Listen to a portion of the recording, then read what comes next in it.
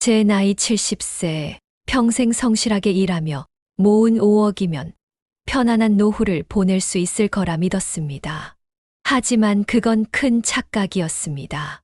믿었던 5명의 친구들 때문에 전 재산을 잃을 뻔했습니다. 나이가 들면 좋은 친구가 최고다. 이런 말 많이 들어보셨지요? 하지만 친구라고 해서 다 좋은 건 아닙니다.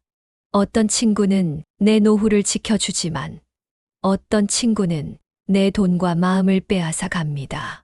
한국노인복지부 조사에 따르면 65세 이상 어르신 5명 중 4명이 인간관계로 인해 금전적 또는 정서적 피해를 경험한다고 합니다. 나이가 들수록 사람을 쉽게 믿게 되는데 그게 오히려 더 큰 위험이 될 수 있습니다. 여러분도 혹시 이런 경험 있으신가요? 좋은 기회라며 투자를 권하는 사람. 처음엔 작은 부탁을 하다가 점점 더 큰 것을 요구하는 사람. 어려운 사정이라며 계속 돈을 빌려달라는 사람. 이런 사람들과 엮이면 평생 모은 돈도 소중한 시간도 한순간에 사라질 수 있습니다. 그래서 오늘 절대 가까이 하면 안 되는 5가지 사람 유형을 알려드리겠습니다. 이 5가지만 조심하면 내 돈과 평화를 지킬 수 있습니다. 시작하기 전에 구독과 좋아요 눌러주세요. 여러분의 노후가 단단해질 지혜를 얻으실 수 있습니다. 그럼 시작하겠습니다. 제가 만난 첫 번째 위험한 친구 유형은 남을 끌어들이는 사람입니다. 저는 이 유형이 얼마나 위험한지 직접 겪고 나서야 깨달았습니다. 복지관에서 만난 최기훈 씨는 올해 70세로 사업을 오래 해온 사람입니다. 말솜씨가 좋고 사람을 설득하는 능력이 뛰어난 사람이었죠. 처음에는 그저 친절한 친구라고 생각했습니다. 하지만 어느 날 저에게 이런 말을 꺼냈습니다. 요즘 은행 이자 너무 낮지 않소. 요즘 같은 때는 가만히 있으면 손해입니다. 투자해야 합니다. 저는 그냥 일상적인 대화라고 생각했습니다. 하지만 그날 이후 만날 때마다 투자 이야기가 나왔습니다. 나도 넣었는데 동수 씨도 하면 1년 안에 2배 됩니다. 지금 안 하면 정말 후회할 겁니다. 솔직히 저도 고민이 되었습니다. 은행 이자가 정말 너무 적었거든요. 그런데 제가 망설이자 그는 확신에 찬 얼굴로 이렇게 말했습니다. 나도 넣었으니 걱정 마세요. 내가 손해볼 일을 동수 씨한테 권하겠소. 이 말을 듣고 저는 마음이 흔들렸습니다. 친구가 직접 투자했다니 믿어도 되는 거 아닌가 싶었죠. 결국 통장을 들고 돈을 넣으러 가려던 순간 아들에게 전화가 왔습니다. 아버지, 그 투자 절대 하지 마세요. 그거 사기예요. 그 순간 정신이 번쩍 들었습니다. 바로 확인해 보니 최기훈은 노인들을 대상으로 투자금을 모으고 있었고 피해자들이 속출하고 있었습니다. 그리고 몇 주 후 그는 갑자기 사라졌습니다. 정말 아찔한 순간이었습니다. 저는 가까스로 돈을 지켰지만 몇몇 친구들은 큰 피해를 입었습니다. 이 경험을 통해 2가지 중요한 교훈을 얻었습니다.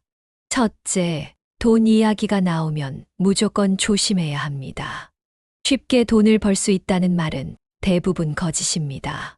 둘째, 다른 사람도 한다는 말이 나오면 바로 경계해야 합니다. 이건 우리의 불안한 마음을 이용하는 전형적인 방법입니다. 여러분, 누군가 확실한 투자 기회라며 접근하면 반드시 가족이나 전문가와 상의하세요. 그리고 기억하세요. 세상에 쉽게 돈 버는 방법은 없습니다.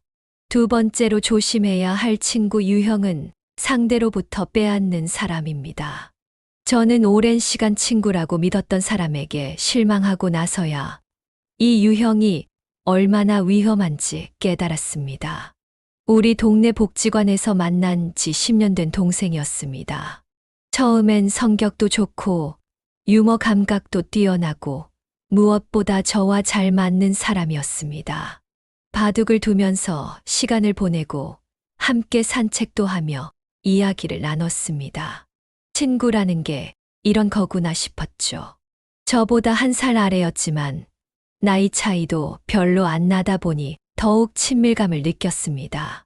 그런데 어느 날 그가 조심스럽게 말을 꺼냈습니다. 형님, 핸드폰 요금 좀 대신 내줄 수 있어요? 이번 달만 조금 어려워서 그래요. 살다 보면 한 번쯤은 누구나 어려운 순간이 있지 않겠습니까? 저도 그런 경험이 있었고 친구가 힘들다니 당연히 도와야 한다고 생각했습니다. 큰 금액도 아니고 한 달만 도와달라는 부탁이니 흔쾌히 내줬습니다. 하지만 문제는 거기서 끝나지 않았습니다. 한 번 도와주고 나니 다음 달에도 같은 부탁이 왔습니다. 형님, 이번 달도 조금 힘드네요. 저번에 너무 고마웠어요. 이번에도 좀 도와줄 수 있나요? 친구가 또 어려운가 보다 싶어 다시 도와줬습니다. 그런데 그 다음 달에도 또 그 다음 달에도 비슷한 요청이 이어졌습니다. 그리고 어느 순간부터 핑계가 바뀌기 시작했습니다. 형님, 이번 달 월세가 좀 모자라요. 도와주실 수 있나요? 처음엔 몇만 원 정도였지만 점점 금액이 커졌습니다. 몇십만 원씩 요구하기 시작한 겁니다. 이제는 단순한 부탁이 아니라 당연한 듯 요구하는 태도까지 보이기 시작했습니다. 점점 부담스러워졌습니다. 그래서 어느 날 용기를 내어 어렵게 거절했습니다. 그러자 그의 태도가 확 바뀌었습니다. 형님, 돈 많잖아요. 이 정도도 못 도와주나요? 우리 사이에 이렇게 인색하면 되나요? 그 말을 듣는 순간 속이 울렁거렸습니다. 머릿속이 복잡해졌고 당황스러웠습니다. 지금까지 아무런 대가도 바라지 않고 도와줬던 일이 오히려 저를 곤란하게 만드는 상황이 된 겁니다. 그리고 더 충격적인 건 제가 완전히 거절하자 이렇게 말했다는 겁니다. 나한테 이럴 수 있습니까? 내가 형님한테 얼마나 잘해줬는데. 그 순간 깨달았습니다. 이건 친구가 아닙니다. 저는 도움을 줬던 기억이 떠올랐지만 이 동생은 자신이 저에게 잘해줬던 기억만 떠올리는 것 같았습니다. 그날 이후 저는 큰 결심을 하고 이 사람과의 관계를 끊었습니다. 처음에는 마음이 복잡했습니다. 10년 동안 알고 지낸 친구였고 함께한 시간도 적지 않았으니까요. 하지만 그 시간을 떠올려 보니 우정이 아니라 일방적인 의존 관계였다는 걸 깨닫게 되었습니다. 그제야 저도 저 자신에게 질문을 던졌습니다. 나는 과연 좋은 친구 관계를 맺고 있었던 걸까? 도움을 주는 건 분명 좋은 일이지만 그 도움을 당연하게 여기는 순간 관계는 변질됩니다. 저는 친구를 돕는다고 생각했지만 실상은 이용당하고 있었던 겁니다. 그때부터는 도움을 요청받아도 무조건 들어주지 않고 진짜 필요한 도움인지 아니면 단순한 기대인지 한 번 더 생각하는 습관을 가지기로 했습니다. 여러분도 혹시 비슷한 경험이 있으신가요? 친구와의 관계에서 부담을 느낀 적은 없나요? 진짜 친구라면 서로 돕되 선을 지킬 줄 압니다. 한쪽만 일방적으로 희생하는 관계는 결국 무너질 수밖에 없습니다. 적절한 거리 유지가 오히려 관계를 더 건강하게 만든다는 것 꼭 기억하시길 바랍니다.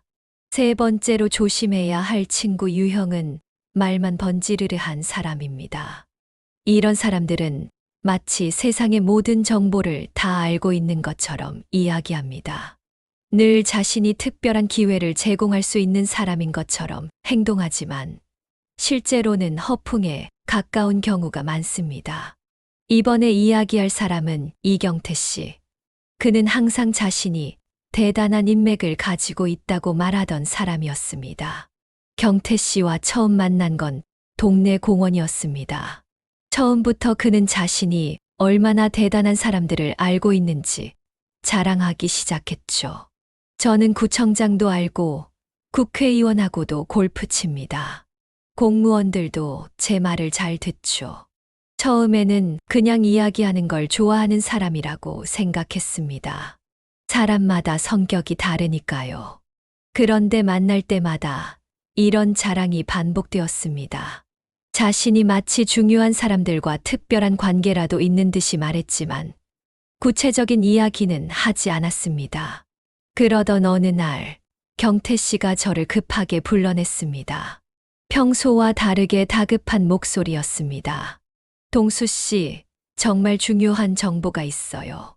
요즘 부동산이 대박입니다. 이 지역에 투자하면 1년 안에 2배는 됩니다. 저는 호기심이 생겨 물어봤습니다. 그게 정말인가요? 어떻게 그렇게 확신하세요? 그러자 그는 주변을 살피더니 더 낮은 목소리로 말했습니다. 제가 구청장하고도 친하잖아요. 내부 정보입니다. 곧 발표될 개발 계획이 있는데 아직 아무도 몰라요. 지금 미리 사두면 엄청난 돈을 벌 수 있습니다. 그 순간 솔깃해지는 게 사실이었습니다. 은행 이자는 낮고 돈을 불릴 방법을 찾고 있던 차였습니다. 더군다나 그는 자신도 투자한다고 했습니다. 저도 이미 준비 중입니다. 형님도 함께하면 기회를 놓치지 않을 겁니다. 저는 한동안 고민했습니다. 하지만 중요한 결정을 내릴 때는 가족과 상의해야 한다고 생각해 아들에게 전화를 걸었습니다. 아버지, 가짜 뉴스입니다. 아들은 바로 경고했습니다. 그런 개발 계획은 없어요. 그리고 내부 정보 이용은 불법입니다. 정말 중요한 정보라면 왜 특정 사람들한테만 알려지겠어요? 그런 말하는 사람은 대부분 사기꾼이에요. 그 말을 듣고 정신이 번쩍 들었습니다. 사실 경태 씨가 구체적인 문서나 공식적인 자료를 보여준 적은 한 번도 없었습니다. 오직 믿으라는 말뿐이었습니다. 저는 경태 씨에게 다시 물었습니다. 경태 씨, 혹시 정확한 자료 같은 거 있습니까? 어디 공식적으로 발표된 내용이라든가요? 그러자 그는 말을 흐렸습니다. 형님, 이런 건 원래 소문으로 먼저 돌죠. 진짜 정보는 원래 미리 아는 사람만 아는 겁니다. 그 말을 듣고 저는 더 이상 망설이지 않았습니다. 투자하지 않기로 결정했습니다. 그리고 몇 달 후 뉴스에서 깜짝 놀랄 소식을 접했습니다. 경태 씨가 말했던 것과 비슷한 투자 사기로 인해 많은 노인들이 큰 피해를 봤다는 뉴스가 보도된 것입니다. 수십 명이 돈을 잃었고 경찰이 수사에 나섰다는 이야기였습니다. 그제야 확신이 들었습니다. 경태 씨가 직접 사기를 치려했던 건지 아니면 본인도 속아 다른 사람들에게 떠벌리고 다닌 건지는 알 수 없습니다.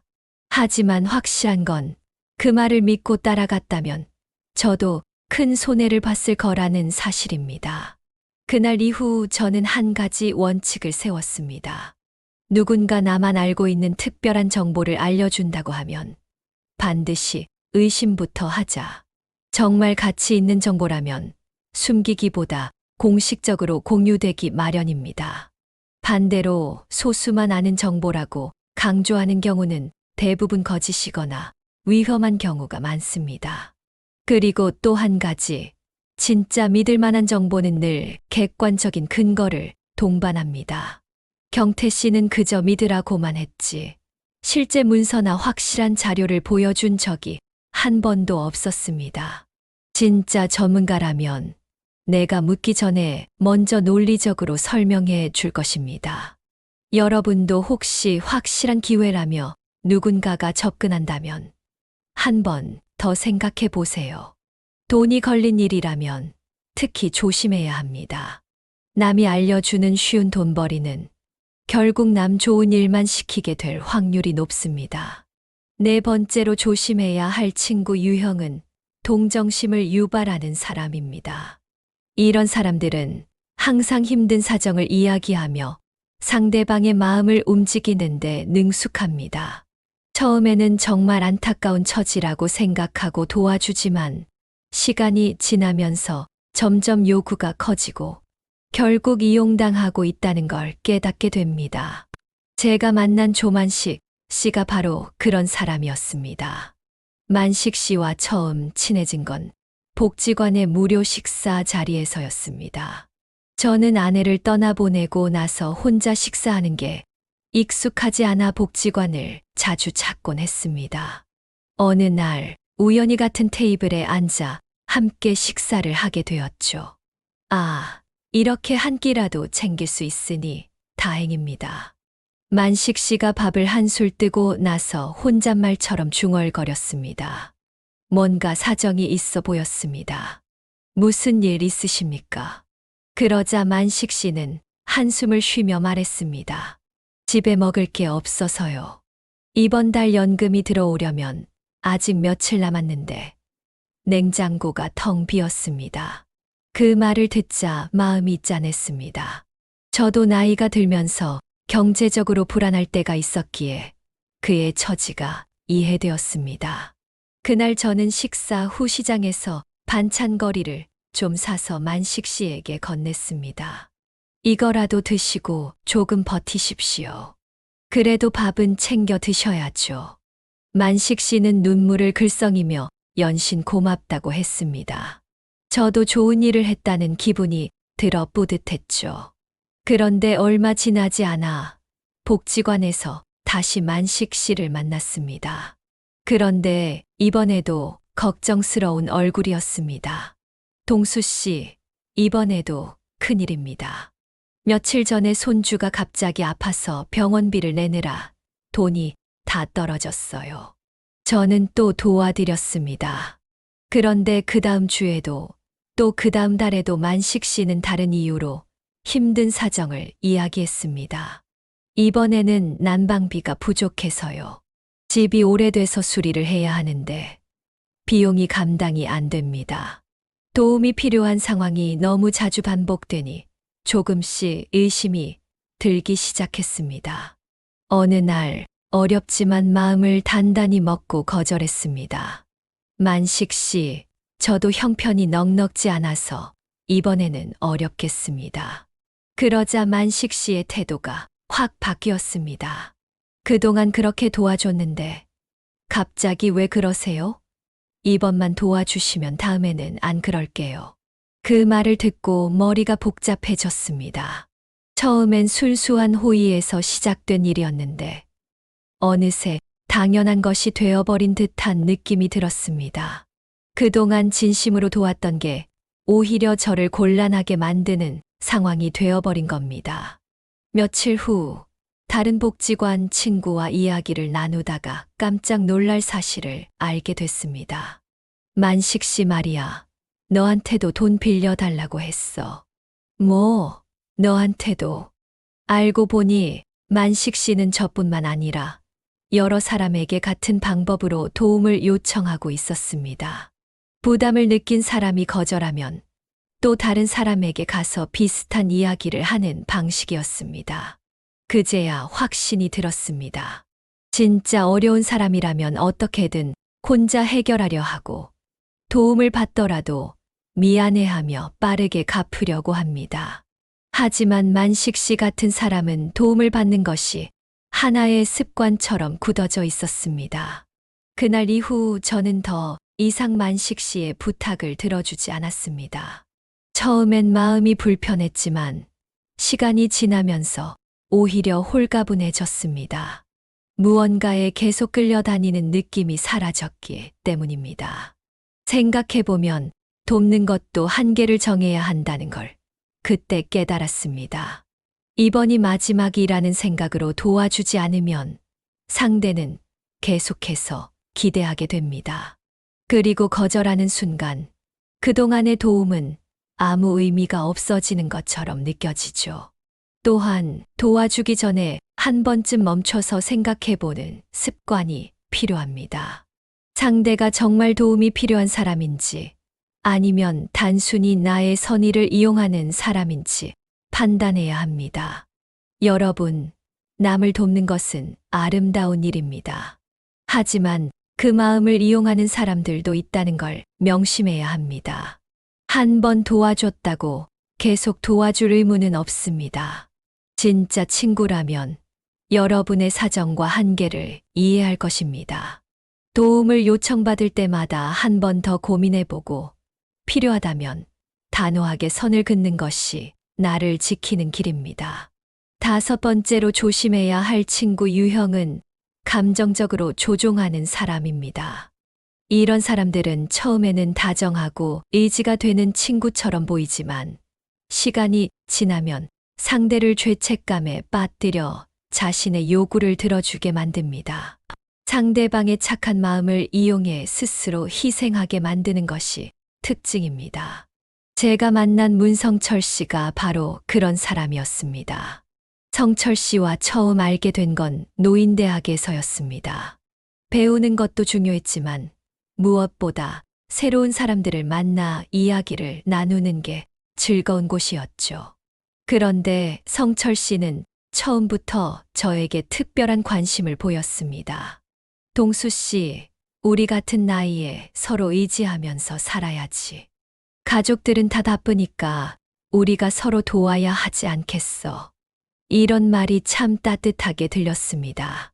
나이가 들수록 외로움을 느끼는 일이 많아지는데 이렇게 서로 기대고 의지할 수 있는 친구가 생긴다면 좋겠다고 생각했습니다. 그렇게 성철 씨와 자주 만나게 되었고 처음에는 정말 좋은 친구라고 믿었습니다. 그런데 시간이 지나면서 조금씩 이상한 점이 보이기 시작했습니다. 처음엔 작은 부탁들이었습니다. 동수 씨, 내가 지금 택시비가 없는데 좀 빌려줄 수 있어. 내일 병원에 같이 가줄 수 있어. 난 혼자 가기 무서웠어. 이런 부탁쯤이야 큰일이 아니었고 저도 기꺼이 도와줬습니다. 그런데 점점 부탁의 빈도가 많아졌고 요구하는 것이 더 부담스러워졌습니다. 동수 씨, 이번 주말에 우리 동네에서 모임이 있는데 차 좀 태워줄 수 있을까? 요즘 허리가 아파서 시장을 못 가겠네. 대신 장 좀 봐줄 수 있어? 도움이 필요할 때 친구가 돕는 건 당연하지만 어느 순간부터 제가 무언가를 해줘야 하는 관계가 되어버린 것 같았습니다. 한 번은 제가 개인적인 일정이 있어서 도와줄 수 없다고 했습니다. 그러자 성철 씨는 깊은 한숨을 쉬더니 이렇게 말했습니다. 내가 그렇게 믿었는데 이럴 수 있어? 난 항상 동수 씨를 형제처럼 생각했는데 이렇게 차갑게 대하니 정말 서운하네. 그 말을 듣는 순간 마치 제가 잘못한 것처럼 느껴졌습니다. 친구가 서운해한다니 너무 미안한 마음이 들었습니다. 결국 저는 제 일정을 미루고 성철 씨를 도와줬습니다. 그때부터 그는 점점 더 많은 요구를 했고 저는 점점 더 부담을 느끼기 시작했습니다. 하지만 한 번 죄책감을 느끼고 나니 쉽게 거절할 수가 없었습니다. 가장 큰 문제는 돈을 빌려달라고 했을 때였습니다. 동수 씨, 정말 급한 일이 생겼어. 300만 원만 빌려줄 수 있어? 다음 달에 꼭 갚을게. 우리 사이에 이런 것도 못 믿어. 저는 고민이 되었습니다. 평소 같았으면 바로 거절했겠지만 그동안 성철 씨에게 여러 도움을 받아왔고 또 서운하게 하고 싶지도 않았습니다. 결국 죄책감과 부담감에 돈을 빌려줬습니다. 하지만 그 후로 그와의 연락은 점점 뜸해졌습니다. 처음에는 바쁜가 보다 했지만 시간이 지나면서 점점 불안해졌습니다. 그리고 예상했던 대로 약속했던 돈은 돌아오지 않았습니다. 그제야 저는 깨달았습니다. 그는 처음부터 저를 의지하며 기대려고 했던 것이 아니라 제 마음을 이용했던 것이었습니다. 형제 같은 친구라는 말도 결국은 자신의 이익을 위해 저를 조종하기 위한 수단이었던 것이었죠. 저는 그날 이후로 그의 연락을 받지 않았습니다. 그리고 제 자신을 돌아봤습니다. 왜 나는 이 관계에서 자꾸 죄책감을 느꼈을까? 곰곰이 생각해 보니 그가 한 말들이 항상 저를 미안하게 만들게 했다는 걸 깨달았습니다. 내가 동수 씨를 그렇게 믿었는데 동수 씨한테 실망했어. 이런 말들은 상대를 조종하는데 아주 효과적인 말들이었습니다. 나는 단순히 친구를 돕고 싶었을 뿐인데 어느 순간 상대가 원하는 걸 다 들어주지 않으면 나쁜 사람이 된 것 같은 느낌이 들게 만들었죠. 그 후 저는 중요한 걸 배웠습니다. 먼저 감정적으로 죄책감을 느끼게 하는 사람을 조심해야 한다는 것. 이런 사람들은 상대의 선한 마음을 이용해 원하는 것을 얻으려고 합니다. 하지만 진짜 친구라면 도움을 요청하더라도 상대가 부담을 느끼지 않도록 배려할 것입니다. 그리고 가장 중요한 것은 아니요라고 말할 수 있어야 한다는 점입니다. 거절한다고 해서 나쁜 사람이 되는 것은 아닙니다. 오히려 건강한 경계선을 세우는 것이 자기 자신을 지키는 방법입니다. 여러분, 누군가가 감정을 이용해 부담을 준다면 그것은 진정한 우정이 아닙니다. 진짜 친구는 서로를 이해하고 존중하는 관계에서 만들어집니다. 죄책감으로 이어지는 관계는 결국 나를 지치게 할 뿐입니다.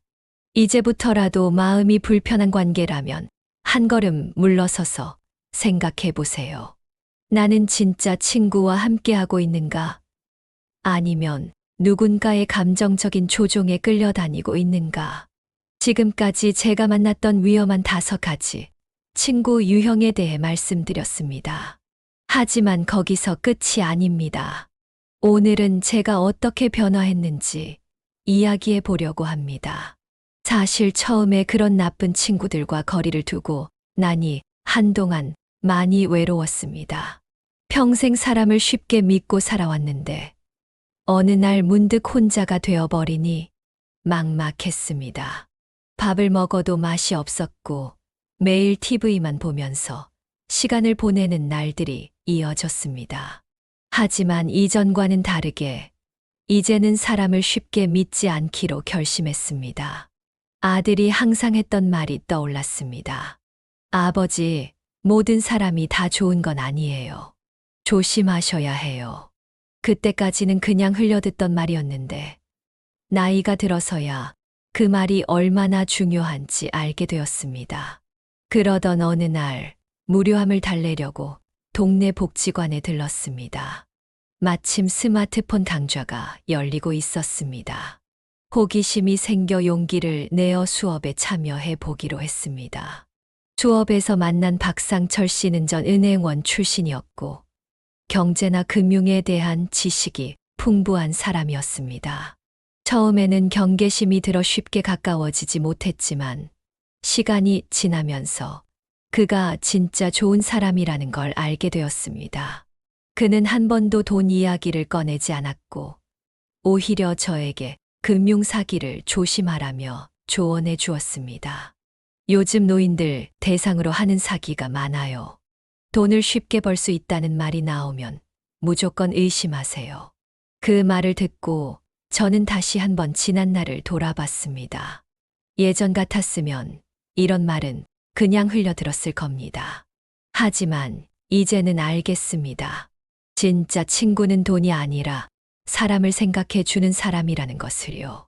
스마트폰을 배우면서 제 세상은 한층 더 넓어졌습니다. 유튜브도 보고 뉴스도 보고 무엇보다 손주들과 영상 통화를 할 수 있게 되었습니다. 손주 얼굴을 실시간으로 볼 수 있다는 것이 얼마나 큰 행복인지 경험해 보지 않은 사람은 모릅니다. 노후에도 배울 게 많아요. 배운 만큼 세상이 넓어집니다. 그가 해준 이 말이 제 인생의 새로운 모토가 되었습니다. 복지관에는 다양한 프로그램이 있었습니다. 저는 조금 더 용기를 내어 목공 교실에도 참가해 보았습니다. 수업 중 작은 선반도 만들고 손주들에게 줄 장난감도 만들어 선물했습니다. 무엇보다 같은 취미를 가진 친구들이 생겼습니다. 이 친구들은 예전의 친구들과는 달랐습니다. 서로의 작품을 칭찬해주고 기술을 나누며 함께 점심을 먹으면서 일상을 나눴습니다. 그런데 신기하게도 한 번도 돈 이야기가 나오지 않았습니다. 우리의 관계는 순수하게 취미와 우정에 기반한 것이었습니다. 이 경험을 통해 저는 한 가지 중요한 사실을 깨달았습니다. 외로움이 무섭다고 아무 사람이나 붙잡으면 안 된다. 건강한 관계를 맺는 것이 훨씬 중요하다. 그리고 또 한 가지, 새로운 것을 배우면 좋은 친구도 자연스럽게 따라온다는 것이었습니다. 지금 저는 복지관에서 만난 친구들과 일주일에 3번 만납니다. 때로는 함께 등산도 가고, 책도 읽고, 서로의 집에서 만든 반찬도 나눕니다. 어떤 날은 복지관에서 영화도 보고, 또 어떤 날은 카페에서 차 한잔하며 세상 이야기를 나누기도 합니다. 예전에는 몰랐습니다. 이런 관계가 진짜 행복한 노후를 만든다는 것을요. 여러분도 혹시 외로움을 느끼고 계신가요? 그렇다면 새로운 취미나 배움에 도전해 보세요. 복지관이든 주민센터든 어딘가에는 나와 비슷한 고민을 하고 있는 사람들이 분명 있을 겁니다. 그리고 그곳에서 진짜 친구를 만날 수도 있습니다. 그리고 무엇보다 중요한 것, 관계의 질이 관계의 양보다 훨씬 중요하다는 점을 기억하세요. 한 명의 진짜 친구가 10명의 가짜 친구보다 훨씬 더 값진 존재입니다. 지금까지 제가 만났던 나쁜 친구들과 그 후 어떻게 변화했는지 말씀드렸습니다. 그 과정에서 저는 단순히 나쁜 친구를 피하는 것만으로는 충분하지 않다는 걸 깨달았습니다. 진짜 중요한 건 좋은 친구를 찾고 건강한 관계를 유지하는 법을 아는 것이었습니다. 그래서 오늘은 제가 직접 경험하고 깨달은 노후에 좋은 친구를 찾는 5가지 방법을 알려드리겠습니다. 첫 번째, 내가 먼저 좋은 사람이 되어야 합니다. 이건 정말 중요합니다. 좋은 친구를 만나려면 내가 먼저 좋은 사람이 되어야 합니다. 항상 남의 돈이나 도움만 바라보는 사람에게는 좋은 친구가 오지 않습니다. 저도 예전에는 다른 사람들이 저에게 뭔가 해주길 바랐지만 이제는 제가 먼저 도울 수 있는 일을 찾습니다. 복지관에서 간식을 나눠주거나 새로운 어르신들에게 친절하게 안내해 드리는 일부터 시작했습니다. 처음엔 단순한 봉사라고 생각했지만 이런 작은 행동들이 결국 사람들과의 관계를 깊어지게 만들었습니다. 좋은 관계는 받는 것보다 주는 데서 시작된다는 걸 깨닫게 되었습니다. 두 번째, 친구의 말보다 행동을 보세요. 말은 누구나 예쁘게 할 수 있습니다. 하지만 진짜 그 사람의 성격은 행동에서 드러납니다. 처음에는 형님 하면서 살갑게 대하던 사람이 나중에는 자기 이익만 챙기는 경우를 많이 봤습니다. 반대로 말은 투박하지만 진심으로 걱정해주고 작은 일이라도 신경 써주는 사람이 진짜 친구였습니다. 특히 그 사람이 다른 사람들을 어떻게 대하는지를 보면 더 확실해집니다. 저한테만 잘하는 사람이 아니라 주변의 어르신들에게도 예의 바르고 배려심 있는지 살펴보세요. 그런 사람이 진짜 좋은 친구가 될 확률이 높습니다. 세 번째, 공통관심사를 가진 친구를 찾으세요. 나이가 들수록 대화할 주제가 줄어들 수 있습니다. 하지만 같은 취미나 관심사가 있다면 자연스럽게 대화가 이어집니다. 저는 목공 교실에서 만난 친구들과 나무 작품 이야기를 하면서 시간 가는 줄 모르게 지냅니다. 어떤 날은 서로 만든 작품을 칭찬해주고 또 어떤 날은 작업 중 생긴 실수를 이야기하며 웃기도 합니다. 취미는 친구를 사귀는 가장 좋은 방법 중 하나입니다. 여러분의 관심사가 무엇인지 생각해보고 그런 모임이나 교실을 찾아보세요. 복지관, 주민센터, 동호회 같은 곳에 가면 여러분과 비슷한 관심사를 가진 분들을 만날 수 있습니다. 네 번째, 너무 빨리 친해지려 하지 마세요. 진짜 우정은 시간을 통해 천천히 쌓이는 것입니다. 처음 만난 날부터 너무 많은 개인 정보를 나누거나 깊은 도움을 주고받는 것은 위험할 수 있습니다. 특히 돈이 오가는 관계는 더욱 신중해야 합니다. 저는 상철 씨와 3개월 동안 그저 스마트폰 수업에서만 만나다가 서서히 더 가까워졌습니다. 그 시간 동안 서로를 관찰하고 신뢰를 쌓을 수 있었습니다. 나쁜 친구를 걸러내는 가장 좋은 방법은 시간을 들이는 것입니다. 시간이 지나면서 그 사람의 본성이 드러나기 때문입니다. 다섯 번째, 나를 성장시켜주는 친구를 찾으세요. 좋은 친구는 나를 더 좋은 사람으로 만들어줍니다. 항상 투자나 돈 이야기만 하는 친구보다 새로운 지식이나 경험을 나눠주는 친구가 진짜 보물입니다. 저는 상철 씨 덕분에 스마트폰 사용법뿐만 아니라 디지털 금융 사기를 예방하는 방법도 배웠습니다. 좋은 친구는 단순히 시간을 보내는 대상이 아닙니다. 함께 배우고 함께 성장할 수 있는 사람이 되어야 합니다. 좋은 친구 한 명이 100만 원보다 더 가치 있습니다. 이 5가지 방법을 실천하면서 저는 지금 정말 소중한 친구들을 만들었습니다. 함께 웃고 때로는 서로의 아픔을 나누고 무엇보다 서로를 존중하는 관계를 맺고 있습니다. 여러분도 혹시 지금 외롭거나 친구 관계에 어려움을 겪고 계시다면 천천히 이 방법들을 시도해 보세요. 진정한 우정은 노후의 행복을 완성하는 가장 중요한 요소입니다. 관계의 숫자가 아니라 관계의 깊이가 더 중요하다는 것을 잊지 마세요. 여러분, 지금까지 제가 경험한 이야기 잘 들어보셨나요? 노후에 친구 하나 잘못 사귀면 평생 모은 재산과 마음의 평화가 한순간에 사라질 수 있습니다. 오늘 함께 알아본 위험한 5가지 친구 유형 기억하고 계신가요?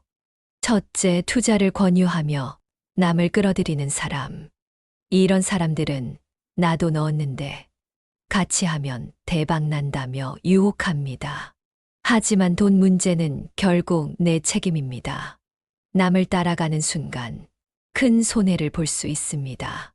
둘째, 처음엔 작은 부탁으로 시작해 점점 더 많은 것을 요구하는 사람. 도움을 주는 것이 당연한 의무처럼 변하면 그 관계는 건강하지 않습니다. 진짜 친구라면 도움을 받을 때도 미안한 마음을 가질 줄 알아야 합니다. 셋째, 특별한 정보가 있다며 말만 번지르르 한 사람. 이건 내부 정보야. 나만 알고 있는 거야. 이런 말을 들으면 무조건 의심해야 합니다. 정말 좋은 정보라면 왜 나만 알게 해줄까요? 넷째, 항상 동정심을 유발하는 사람. 이번만 좀 도와줘. 나 진짜 힘들어. 이렇게 계속해서 도움을 요청하는 사람은 어느 순간 내 선의를 당연한 것으로 여깁니다. 선의가 의무로 변하는 순간 그 관계는 나를 힘들게 만듭니다. 다섯째, 감정적으로 조종하는 사람. 형님, 그렇게 정없게 구실 거예요. 우리 사이에 이 정도도 못 해줘. 이런 말들로 죄책감을 느끼게 하는 사람은 반드시 경계해야 합니다. 건강한 관계는 서로를 존중하는 데서 시작됩니다. 여러분, 이 5가지 유형의 사람들을 만나면 즉시 경계해야 합니다. 여러분, 나쁜 관계를 끊는 것은 처음엔 외롭고 어려울 수 있습니다. 하지만 그 용기가 여러분에게 진정한 행복을 가져다 줄 것입니다. 진짜 좋은 친구는 내 곁에 오래 머무르고 힘들 때 힘이 되어주며 나를 더 좋은 사람으로 만들어줍니다. 그런 친구와 함께하는 노후가 가장 행복한 노후입니다. 여러분도 좋은 친구와 함께 건강한 노후를 보내시길 바랍니다. 이 영상이 도움이 되셨다면 구독과 좋아요, 그리고 알림 설정까지 꼭 눌러주세요. 여러분의 노후가 단단해질 지혜를 계속 전해드리겠습니다. 그리고 주변의 다른 어르신들에게도 이 영상을 공유해 주세요.